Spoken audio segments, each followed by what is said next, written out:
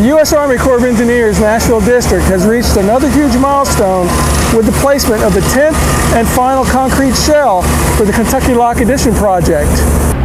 This is the last piece of what will be the permanent lock wall for the new navigation lock.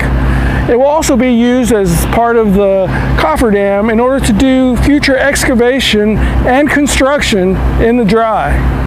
Johnson Brothers, contractor for the cofferdam project, set the final shell in position February 2, 2020 on the riverbed below Kentucky Lock, where it will be part of the cofferdam and eventually a permanent part of the new lock wall. The placement of the 1.7 million pound shell took place after the Tennessee River receded to a suitable elevation following weeks of delays due to high water at Tennessee Valley Authority's Kentucky Dam. We're putting concrete on top of these shells. We're adding an additional 24 feet of concrete. So for the first 5 shells we've placed, they were high enough out of the water. We were able to continue to place concrete on those during high water. So we haven't been sitting here idle. The problem is we haven't been working on the critical work during high water, and that's setting this 10th shell.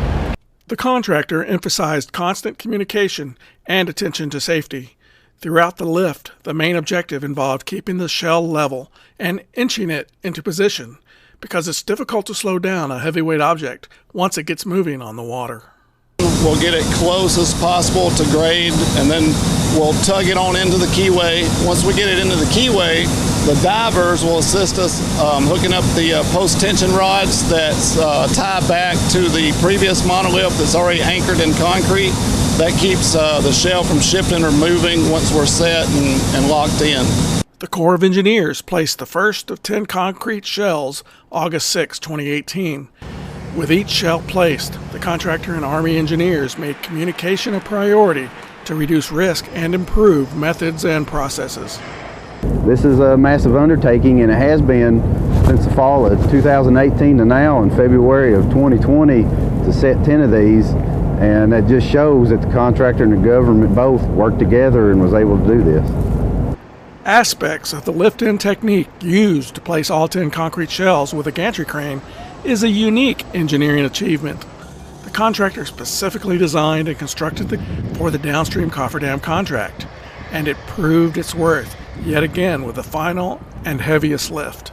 Once the shell is set in the water and sitting on the spuds, and we've locked it in with our PT brackets on the side, the contractor has a lot of work to do to pour concrete inside that shell and lock it in place. We'll come back in maybe in a week or so when that work is done, when all those sandbags are in place, and we'll trim concrete underwater and fill in what we call the plug. We'll put the plug in, which sort of locks the shell in place. The temporary portion of the downstream cofferdam is the final step that will make it possible to excavate and then construct the new lock in dry conditions. This is Lee Roberts reporting for the Nashville District at the Kentucky Lock Addition project in Grand Rivers, Kentucky.